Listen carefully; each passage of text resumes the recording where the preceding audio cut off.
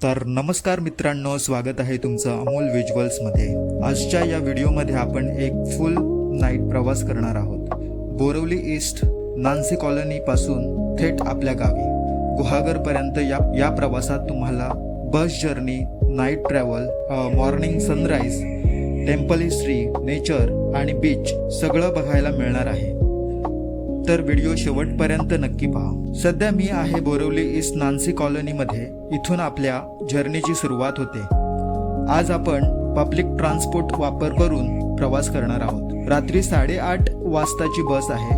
थोडी एक्साइटमेंट आहे, थोडा लॉंग जर्नी अहेड आहे। आता आपण पोहोचलो आहोत बस डेपोमध्ये। इथे खूप गर्दी होती आणि सगळ्या बसेस रेडी आहेत आणि आता आपली बस आली आहे। शहर मागे पडत चाललंय आणि आता आपण रुरल साईडकडे जात आहोत। हळूहळू आपण कोकण बेल्टकडे जवळ जात आहोत आणि फायनली आपण पोहोचलो आहोत गुहागरमध्ये। सकाळचा हा सनराईज खूपच सुंदर आहे।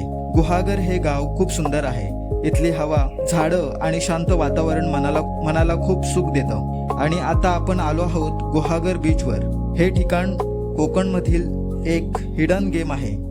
निळं समुद्र, स्वच्छ वाळू आणि कोकोनट ट्रीज एकदम परफेक्ट कॉम्बिनेशन। आज आपण पाहणार आहोत कोकणमधलं एक अत्यंत पवित्र आणि ऐतिहासिक मंदिर। आज आपण कोकणातील एक सुंदर आणि शांत किनाऱ्यावर आलो आहोत। हा समुद्र किनारा म्हणजे गुहागर बीच। सोन्यासारखी वाळू, नारळांच्या झाडांच्या रांगा आणि अथांग अरबी समुद्र।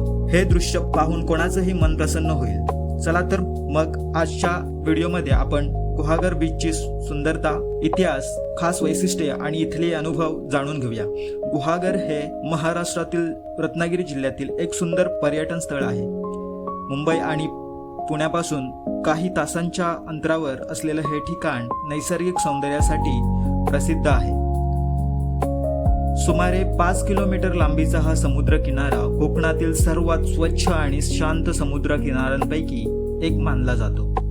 समुद्राच्या लाटा किनाऱ्यावर येऊन अलगद परत जातात। समोर दिसणारा अथांग समुद्र आणि मागे उभ्या असलेल्या नारळांच्या झाडांच्या रांगा या ठिकाणाला वेगळंच सौंदर्य देतात। सकाळच्या आणि संध्याकाळच्या वेळेला येथे वातावरण अधिकच मनमोहक दिसतं।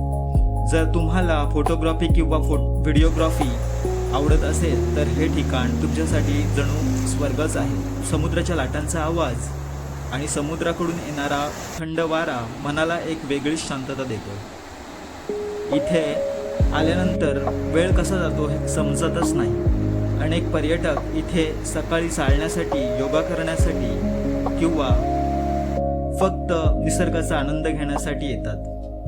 आता सूर्यास्ताची वेळ जवळ आली आहे। हळूहळू सूर्य समुद्राच्या क्षितिजाकडे झुकत आहे। आकाशातला पसरलेला केशरी, लाल आणि सोनेरी रंग संपूर्ण वातावरण बनवत आहे। गुहागर बीचवरील सूर्यास्त हा आयुष्यात एकदा तरी अनुभवण्यासारखा क्षण आहे। हे दृश्य कॅमेरामध्ये कैद करता येतं, पण प्रत्यक्ष अनुभवायची मजा काही वेगळीच असते। जर तुम्ही गुहागरला भेट देण्याचा विचार करत असाल तर ऑक्टोबर ते मार्च हा सर्वोत्तम काळ आहे। मुंबई आणि पुणे भागात इथे सहज पोहोचता येतं। राहण्यासाठी अनेक हॉटेल्स, रिसॉर्ट्स आणि होमस्टे उपलब्ध आहेत। तर मित्रांनो, हा होता गुहागर बीचचा सुंदर प्रवास। आज आपण पाहणार आहोत कोकणमधलं एक अत्यंत पवित्र आणि ऐतिहासिक मंदिर। त्या मंदिराचं नाव आहे व्याडेश्वर मंदिर। हे मंदिर गुहागर एसटी स्टँड पासून अगदी जवळ आहे आणि गावाचं मुख्य स्पिरिच्युअल सेंटर मानलं जातं। व्याडेश्वर मंदिराची उत्पत्ती खूप प्राचीन मानली जाते। असं सांगितलं जातं की हे मंदिर शेकडो वर्षापूर्वी स्थानिक राजवटीच्या काळात बांधलं गेलं। या मंदिरात मुख्य देवता आहेत लॉर्ड शिवा, ज्यांना इथे व्याडेश्वर या नावाने पूजलं जातं। व्याडेश्वर म्हणजे असा शिव जो सर्व शक्तीचा अधिपती आहे आणि जो या संपूर्ण प्रदेशाचं रक्षण करतो। इथली सिम्प्लिसिटी आणि स्पिरिच्युअलिटी हे या मंदिराचं सर्वात मोठं वैशिष्ट्य आहे।